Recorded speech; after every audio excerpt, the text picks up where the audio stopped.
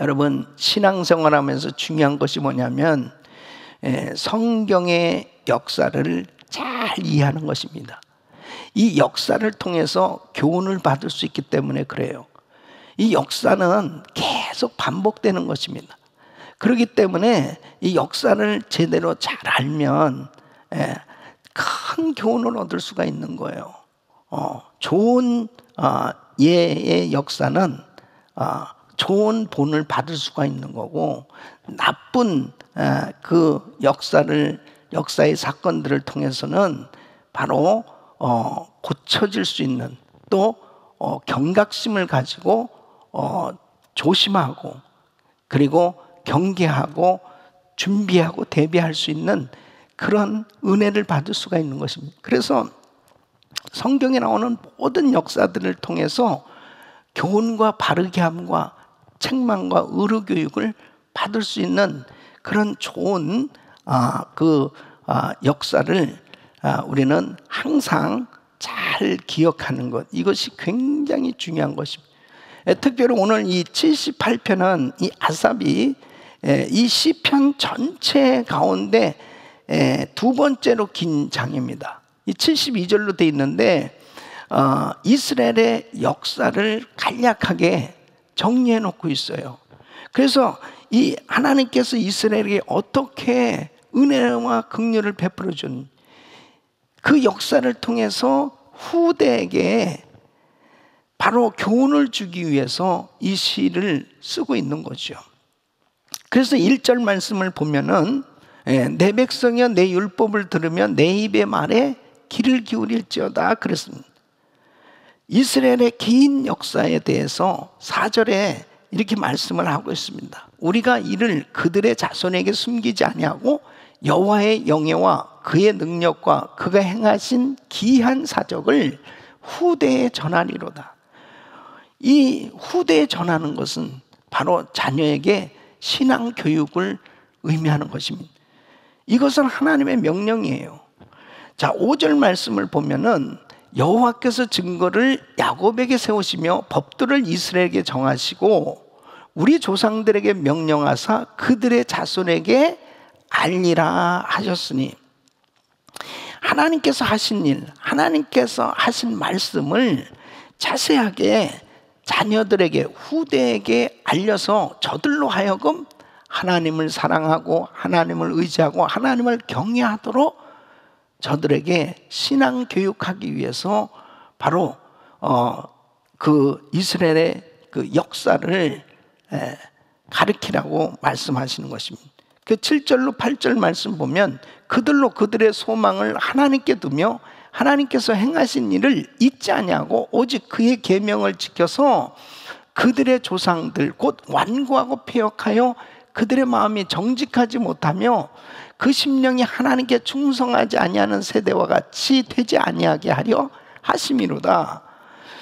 여러분, 자녀들을 신앙교육하는 게 얼마나 중요하냐면요, 학교에서 공부하고 그 다음에 TV와 인터넷을 접하고 세상 친구들을 접하는 것으로 다 맡겨놔 버리면 완전히 세상 사람 됩니다. 세상에 완전히 빠지게 돼 있습니다.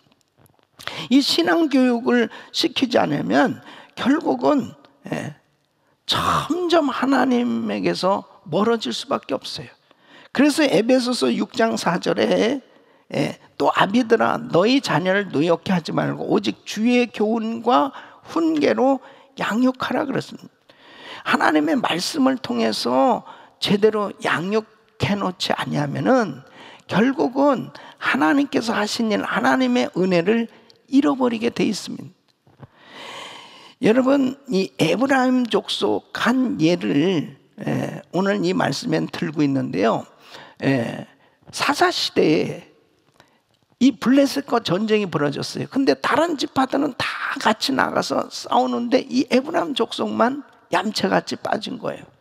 그건 뭐냐면 이 공동체 정신을 잃어버린 거예요. 이기적이 돼버렸어요.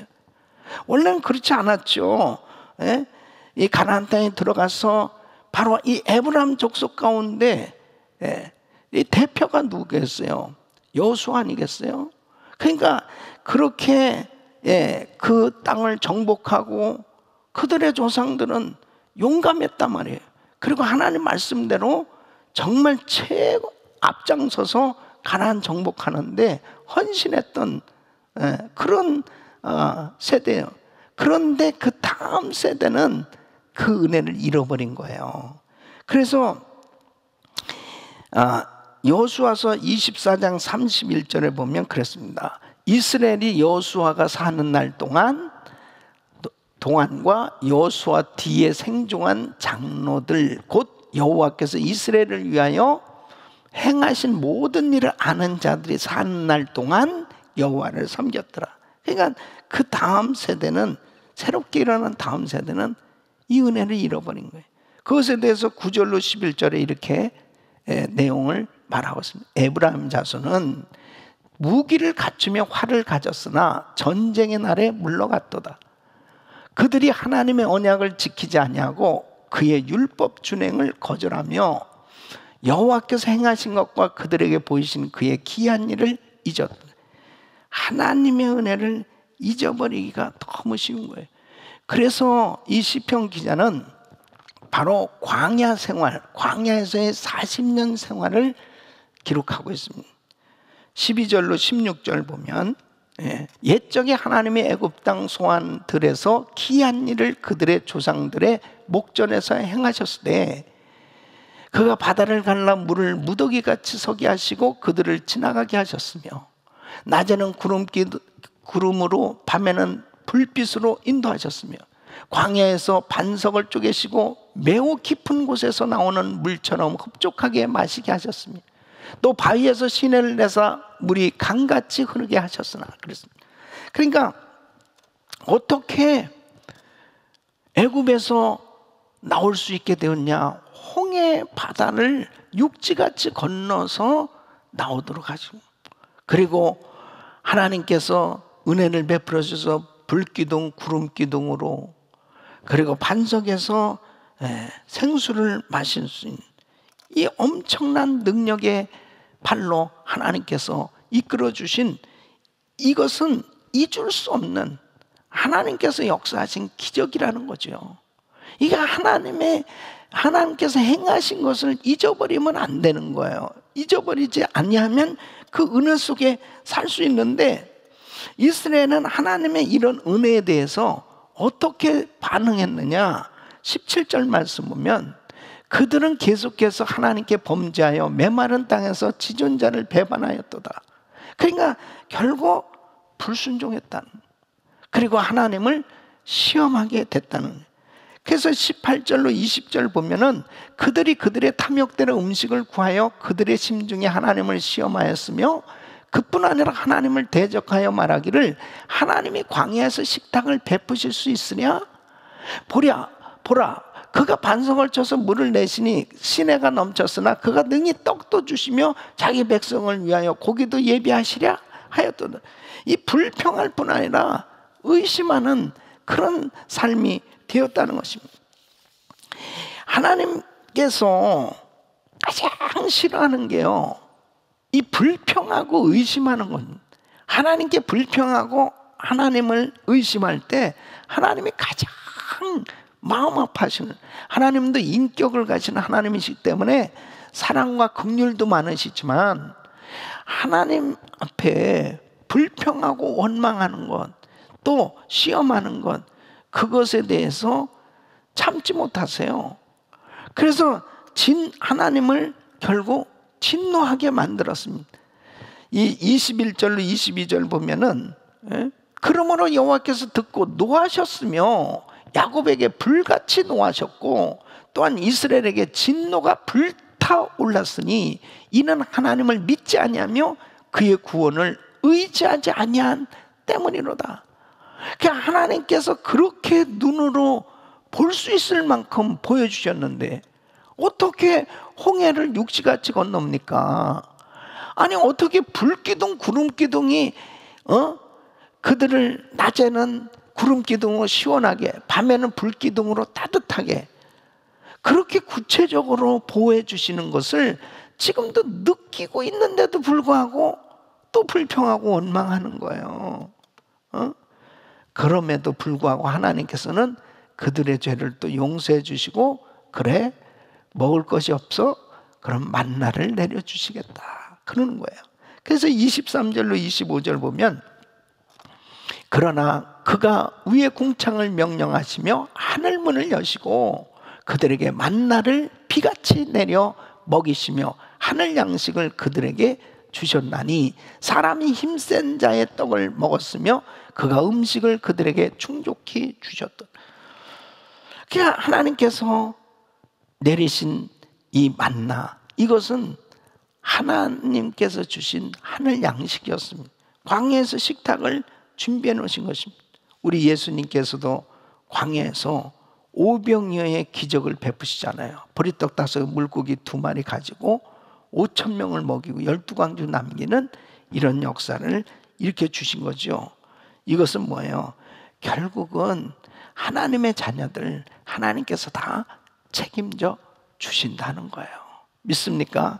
책임져 주신.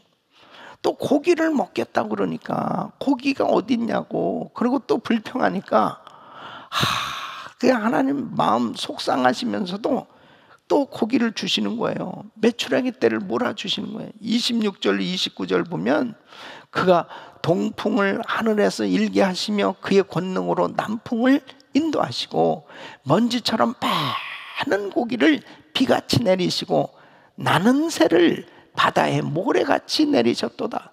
그가 그것들을 그들의 진중에 떨어지게 하사 그들의 거처에 두르셨으므로 그들이 먹고 심히 배불렀나니 하나님이 그들의 원하는 대로 그들에게 주셨도다. 하나님께서 또 원하는 대로 잔뜩 배부르게 먹도록 주셨거든요. 그러면 좀 또 하나님을 의지하고 감사하고 살아야 되는데 또 불평하고 또 조금만 어려우면 또 원망하고 불평하는 거예요.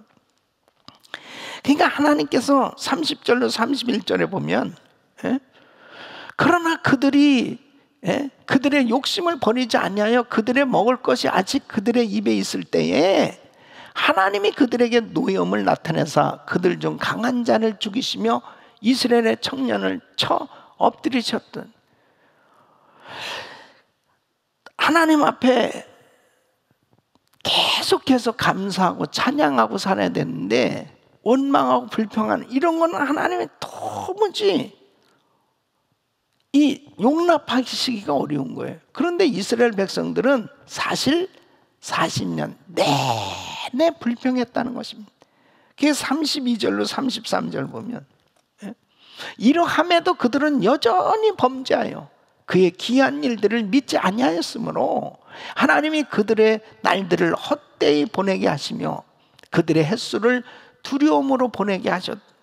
40인 동안 그들이 뺑뺑이 돈 거죠. 왜 그러냐? 가나안 땅 약속을 하나님이 하셨는데도 불구하고 가나안 땅 들어갈 생각은 안 하고 계속해서 먹고 사는 것 때문에 원망하고 불평하니까 아직 준비가 안 됐거든요. 준비시켜서 가나안 땅에 들어가야 하나님 백성답게 살 수 있는데 계속 준비가 안 되는 거예요. 계속 반역하고 계속 불평하니까 40절로 41절 보면 하나님 탄식하십니다. 그들이 광야에서 그에게 반항하며 사막에서 그를 슬프시게 함이 몇 번인가. 그들이 돌이켜 하나님을 거듭 시험하며 이스라엘의 거룩하신 이를 노엽게 하셨다.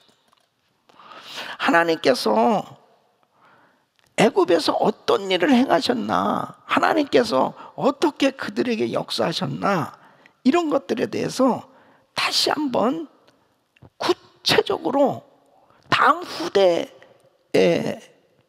그 자녀들은 절대로 이렇게 조상들처럼 하나님 시험하고 원망하고 불평하다가 망하지 말고 하나님을 의지하고 살 수 있도록 하기 위해서, 깨닫게 하기 위해서 다시 한번 애굽에서 한 일, 어떻게 출애굽했는지를 또 반복해서 가르쳐 주고 있습니다. 그래서 43절에서 51절까지는 애굽에 베푸신 10가지 재앙에 대해서 말씀하고 있고, 그리고 홍해바다를 빠져나올 때 그 뒤에 추격해오던 모든 군대가 다 빠져 죽게 됐다는 거예요. 홍해바다에 빠져 죽게 됐. 이스라엘은 건짐을 받았는데 뒤에 추격해오던 그 애국 군대는 다 죽었다. 52절로 53절에 이렇게 말씀하십니다. 그가 자기 백성은 양같이 인도해 내시고 광야에서 양떼같이 지도하셨던, 그들을 안전히 인도하시니 그들은 두려움이 없었으나 그들의 원수는 바다에 빠졌던. 이거 하나님 은혜 아니냐는 거예요.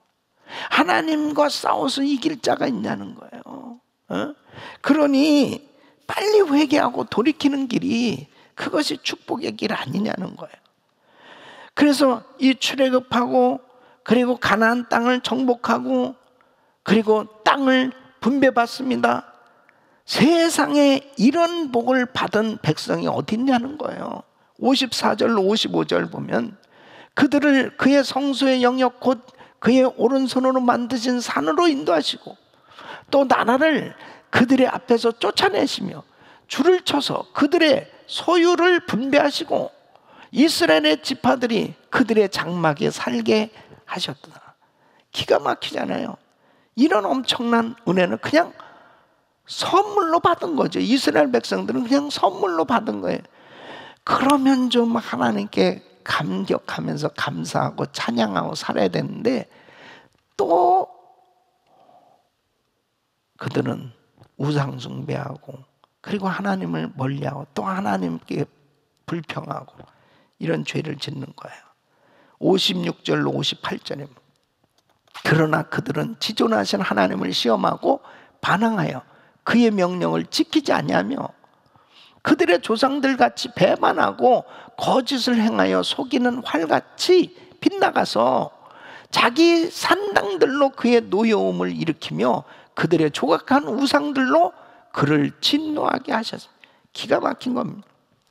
은혜를 다 잊어버리고 불순종하고 우상 숭배하는 이러한 그 이스라엘 백성들을 향해서 하나님께서 깨닫게 하시기 위해서 결국은 그 적들에게, 그 주변 이방 나라 애들에게 그냥 맡겨버리셨다는 거예요. 몽둥이로 이방 나라를 사용해서 깨닫게 하시기 위해서 징계하셨다는 거예요. 그게 59절에서 66절까지 결국 이스라엘이 무너지고 망하게 되는 슬픈 역사에 대해서 말씀하고 있습니다. 그러나 하나님은 유다 왕국을 버리지 아니하시고 다시 그들을 회복시켜 주시고 또 보호해 주실 것에 대해서 67절로 69절에 말씀하고 있습니다. 또 요셉의 장막을 버리시며 에브라임 지파를 택하지 아니하시고 오직 유다 지파와 그가 사랑하시는 시온산을 택하시며 그의 성소를 산의 높음같이 영원히 두신 땅같이 지으셨도다. 이스라엘은 망했지만 유다는 그래도 아직 망하지 않고 경건한 왕들이 있어서 다윗의 대를 이어서 하나님의 뜻대로 그래도 다스리면서 하나님을 섬기고 있는 것에 대해서 말씀하고 있습니다. 70절로 72절. 또 그의 종 다윗을 택하시되 양의 우리에서 취하시며 전양을 지키는 중에서 그들을 이끌어내사 그의 백성인 야곱 그의 소유인 이스라엘을 기르게 하셨더니 이에 그가 그들을 자기 마음의 완전함으로 기르고 그의 손에 능숙함으로 그들을 지도하였다. 이스라엘의 이 역사를 쭉 설명하면서 우리는 어떻게 하나님을 섬겨야 될 것인가 하는 것을 교훈해 주고 있습니다. 이 후대의 자녀들에게 그대로 슬픈 역사, 놀라운 승리의 역사, 모든 것을 그대로 전해줘서 교훈을 받으라는 거죠. 오늘날 우리도 똑같습니다. 하나님께서 오늘 이 말씀 가운데 특별히 저는 한 구절 나눌 말씀 78편 19절, 오늘 19절 말씀 우리 한번 같이 읽으면 시작. 그뿐 아니라 하나님을 대적하여 말하기를 하나님이 광야에서 식탁을 베푸실 수 있으랴. 자, 하나님이 광야에서 식탁을 베푸실 수 있으랴. 사람들은 가장 중요한 게 먹고 사는 문제입니다. 아무리 하나님이 기적을 베푸시고 많은 그런 역사를 일으키셨다 하더라도 당장에 육신을 가지고 사는 동안 사람들은 이 먹고 사는 이 문제, 이것이 해결이 안 되면 핑 돌아버리는 거예요. 예. 그러니까 이 의식주는 인간에게 가장 기본적인 문제예요. 그러니까 뭐 3일을 굶으면 군자도 담을 넘는다는 말, 목구멍이 포도청이다. 먹는 문제가 해결되자면 인간은 다른 것이 관심이 없어지는 거예요. 그것이 본능이죠.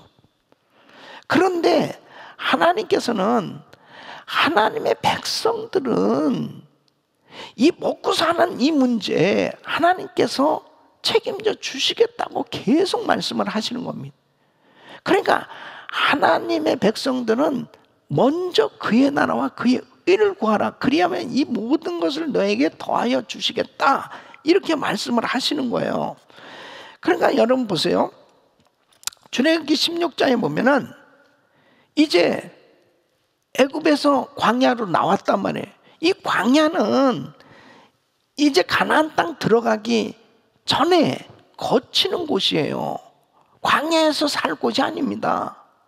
그 광야에서 그들이 한 태도는 뭐냐면 그렇게 엄청난 홍해바다를 건너는 이런 기적을 경험하고 하나님께서 지금 불기둥 구름기둥으로 인도하는 이런 기적을 경험하고 있으면서도 이렇게 말한단 말이에요. 왜 우리를 애굽에서 구원하여 이 광야에서 먹을 것이 없어 죽게 하느냐. 먹을 것이 없어 죽게 하느냐. 예? 너희 인도하심이 과연 하나님의 인도하심 맞아? 하면서 강력하게 반항을 한단 말이에요. 그때 출애굽기 16장 4절에 보면 모세는 하나님 앞에 기도하면서 바로 이 백성들에게 이렇게 말씀을 선포해요. 그때 여호와께서 모세에게 이르시되, 이 말씀을 듣고 모세에게 하나님께서 말씀을 주시는 거죠. 그리고 이제 모세는 이 말씀을 받아서 이스라엘 백성들에게 선포하게 됩니다. 보라, 내가 너희를 위하여 이 하늘에서 양식을 비같이 내리리니 백성이 나가서 일용할 것을 날마다 거둘 것이라. 이같이 하여 그들이 내 율법을 준행하나 아니하나 내가 시험하리라. 그래서 하나님의 백성들은 하나님이 책임져 주신다니까요. 예? 자, 이 광야의 식탁을 통해서 말씀하시는 이 하나님의 교훈이 무엇인가, 이것을 제대로 아는 것은 너무 중요한 것입니다. 오늘날 저와 우리 성도님들도 마찬가지예요. 당장의 육신의 문제, 이것이 해결이 안 되면 우선 다급해지는 거예요. 예. 그랬을 때 하나님의 백성들이 지금 분명히 하나님 살아계시고 지금까지 하나님께서 얼마나 많은 기사와 이적을 행하셨으며 우리가 기도할 때 많은 응답을 주셨음에도 불구하고 당장에 현실적으로 육신에 어려운 문제가 생겼을 때, 자, 어떻게 이 문제를 대처해 나갈 것이냐, 굉장히 중요한 거예요.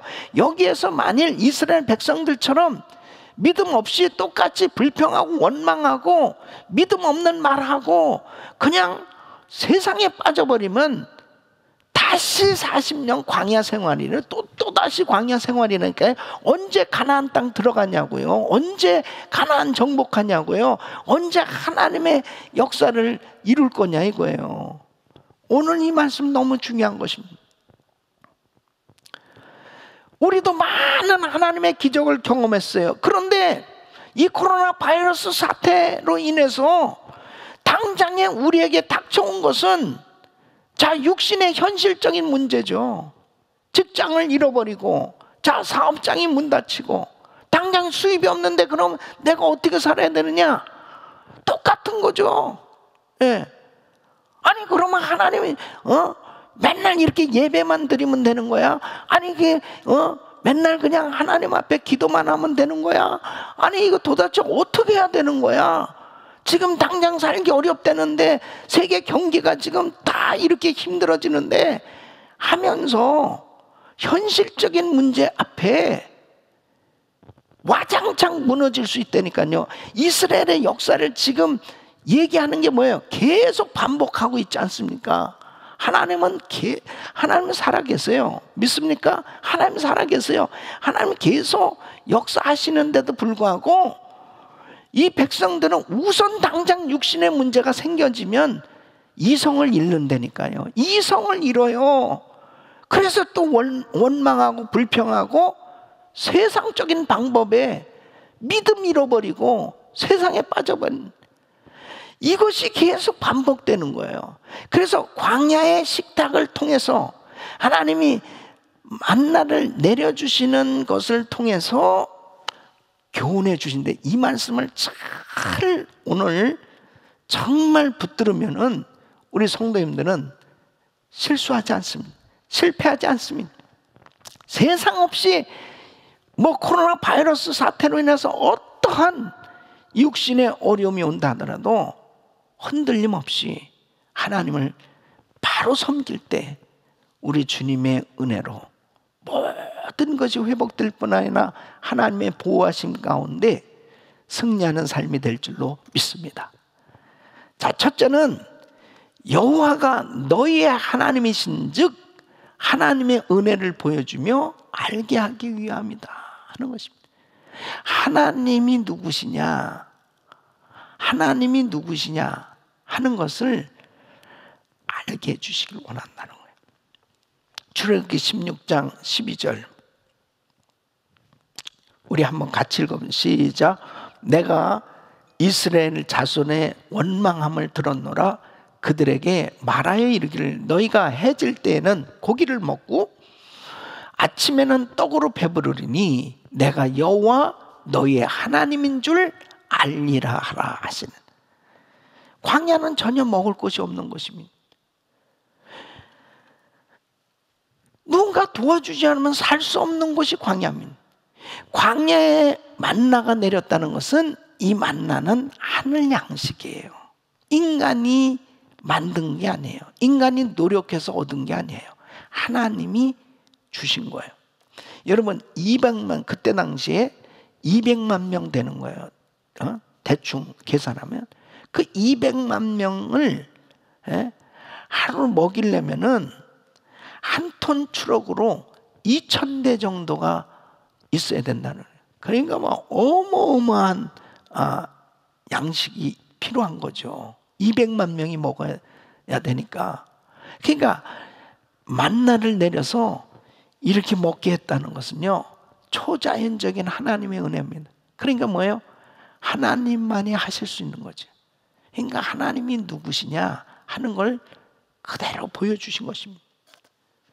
신명기 8장 3절에는 하나님께서 만나를 주신 목적을 분명히 말씀하고 있습니다. 너를 낮추시며 너를 줄이게 하시며 또 너도 알지 못하며 내 조상들도 알지 못하던 만나를 내게 먹이신 것은 사람이 떡으로만 사는 것이 아니요 여호와의 입에서 나오는 모든 말씀으로 사는 줄을 내가 알게 하려 하심이니라. 할렐루야. 날마다 하나님 말씀으로 살아야 된다는 겁니다. 우리 같이 시작. 날마다 하나님 말씀으로 살아야 하겠다. 다시 한번 시작. 날마다 하나님 말씀으로 살아야 하겠다. 아멘. 말씀 붙들고 살라는 겁니다. 우리는 어떤 어려운 환경 속에도 붙들어야 될 것은 하나님의 말씀이요, 이 말씀은 변함이 없어요. 이 변함이 없는 하나님 말씀만 붙들면 사는 거예요. 그걸 깨닫게 해주시는 겁니다. 두 번째는 하나님은 너희에게 날마다 주어 먹게 하는 양식을 통하여 믿음으로 사는 법을 깨닫게 하기 위함이다 하는 것입니다. 자, 16절 말씀은 출애굽기 16장 16절 보면 만나를 거두는 방법을 이렇게 말씀합니다. 여호와께서 이같이 명령하시기를 너희 각 사람은 먹을 만큼만 이것을 거둘지니 곧 너희 사람 수요대로 한 사람에 한 오멜씩 거두되 각 사람이 그의 장막에 있는 자들을 위하여 거둘지니라 하신. 그러니까 한 사람이 한 오멜 정도만 거두면 되네요. 그리고 지금 내가 혼자서 들에 나갔어요. 그 만나를 주우러 갔는데 우리 집에 지금 뭐 4명이 있다 그러면 4명치를 내가 주워가지고 오잖아요. 그러면은 그것을 그것만 충분하다는, 그것만 충분하다는, 아주 충분하게 하나님 주신 거예요. 어떤 사람은 이제 욕심이 많아가지고 잔뜩 막 한 20인분을 막 준비해가지고 와가지고 그 다음 날은 뭐 그냥 새벽에 피곤하고 그러니까 그냥 오늘은 그냥 안 나가고 이것 가지고 먹자. 어떻게 돼요? 다 벌레가 나는 거예요. 그리고 냄새가 나고 벌레는 못 먹어요. 그날만 그대로 먹어야 돼요. 이것은 뭐냐? 하나님이 말씀을 그렇게 하신 거예요. 그리고 안식일 날 있잖아요. 안식일 날은 만나가 안 내립니다. 그러니까 그 전날에 안식일 날 것까지 다 준비를 해놓는. 그런데 너무 신기한 거는 그 안식일 날 전날에 준비해놓고 안식일 날 먹을 것까지 다 가져오잖아요. 이건 또 안 썩는 거예요. 이건 또 벌레가 안 생기는. 자, 26절로 27절 보면은 여세 동안은 너희가 그것을 거두되 일곱째 날은 안식일인즉 그날에는 없으리라 하였으나 일곱째 날에 백성 중 어떤 사람들이 거두러 나갔다가 어쩌고 꼭 이런 사람들 꼭 있다니까요. 하여튼 하나님이 하지 말라고 그래도요, 진짜 그럴까? 그리고 꼭 나가보는 사람이 있어요. 꼭 나가보는 사람이 있다니까. 나가보니까 어때요? 없죠. 근데 24절, 25절 보면 그들이 모세의 명령대로 아침까지 간수하였으나 냄새도 나지 아니하고 벌레도 생기지 아니하니. 이게 안식일 이 전날에 준비해놨던 거.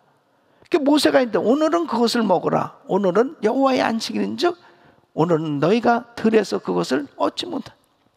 그러니까 하나님께서요, 참 너무나 구체적으로 만나를 어떻게 거두고 어떻게 먹고 그리고 어떻게 살아야 될까를 이렇게 구체적으로 말씀을 주시잖아요. 이건 뭐예요? 하나님 말씀대로 살아야 하겠다. 자, 우리 같이 시작. 날마다 하나님 말씀대로 살아야 하겠다.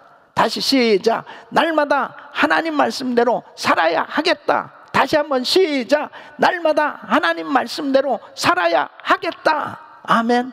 순종이 축복이라니까요. 의심하지 마세요. 자꾸 의심하니까 안 되는 거예요. 하나님께 한번 말씀대로 살아야 되겠다. 그렇구나. 그러네. 진짜 안식일 날 나가보니까 하나도 거둘 것이 없었고, 그 다음날 안식일 날 위에서 준비했던 건 그대로 먹을 수 있겠는. 그 평일날은 어떻게 되느냐? 더 많이 가져오면 다 썩어버리고 먹을 수가 없고, 적게 거둔 자나 많이 거둔 자나 다 부족함이 없었다고 그랬습니다. 우리는 말씀대로 살아야 된다니까요. 그러면은 만족한 삶이 되는 겁니다. 세 번째는 하나님은 만나를 통해서 매일매일 이스라엘 백성과 필요한 관계, 친밀한 관계를 맺기를 원하셨다는 것입니다. 자, 보세요. 매일 아침마다 나가야만 돼요. 매일 아침마다 나가서 만나를 주어야 돼요. 그러면서 뭘 느낍니까? 와, 하나님 살아계시네. 뭘 느껴요? 하나님께 정말 감사하다. 날마다 만나를 거두면서 이거는 내가 만든 게 아니거든. 내가 수고해서 얻은 게 아니거든. 내가 노력해서 만들어진 게 아니거든요. 하나님의 은혜네. 그러면서 뭐가 이루어질 수 있겠어요? 주님과 친밀한 교제가 이루어지는 거죠. 하나님은 그걸 원하시는 거예요. 그게 축복이라는 거예요. 하나님과 교제하면서 사는 게 축복이라니까요. 하나님과 날마다 대면해서 그분을 찬양하고 그분을 예배하고 그분과 교제하며 사는 거, 그분을 의지하고 사는 거, 이것이 축복이라니까요. 아멘 크게 하고 계시죠? 예? 조는 사람 두 사람 있는 것 같아서 참. 날마다 하나님을 가까이 하며 살아야겠다. 시작. 날마다 말씀을 가까이 하며 살아야겠다. 다시 한번 시작. 날마다 말씀을 가까이 하며 살아야겠다. 할렐루야. 하나님과 교제하며 사는 게 축복입니다. 여러분, 우리가 이 100일 릴레이 금식 기도하면서 100일 새벽 기도에 이렇게 드리고 있잖아요. 야, 오늘도 또 일어나는, 새벽에 일어나는 거 참 얼마나 어려우시겠어요. 참 우리 성도님들 이렇게 새벽에 이제 50일이 넘었는데요. 새벽에 일어나는 거 참 쉽지 않죠. 그래도 새벽에 일어나셔서 이렇게 하나님 말씀 듣고 또 찬양하고 또 기도하고, 그러니까 어때요? 하나님과 교제하는 시간이 되잖아요. 하나님도 이걸 얼마나 기뻐하신지 몰라요. 너무너무 기뻐하시는 거예요. 우리의 일상생활은 세상 사람들하고 달라요. 세상 사람들은 먹고 사는 것 때문에 다 정신이 빠져 있습니다. 그러나 우리는 먹고 사는 거에 정신이 빠져 있는 게 아니고 내 마음은 하나님께 가 있는 거예요. 그러니까 나는 하나님 말씀으로 살아야 되겠다. 사람이 떡으로만 살 거냐, 하나님의 입에서 나오는 말씀. 나는 그 말씀대로 살아야 되겠다. 나는 하나님 말씀을 가까이 하며 살아야 되겠다. 이렇게 살면요, 이 세상에 엄청난 시험과 환난과 어려움이 닥쳐와도 그 말씀이 나를 보호해 주시고 그 말씀이 나를 지켜주시고 그 말씀이 나를 이끌어 주실 때 그 말씀의 축복 가운데 승리하는 삶이 되는 줄로 믿습니다. 이런 은혜로 우리 성도님들이 말씀에 든든히 세워져서 늘 승리하는 삶이 되시기를 예수 이름으로 축원합니다. 아멘.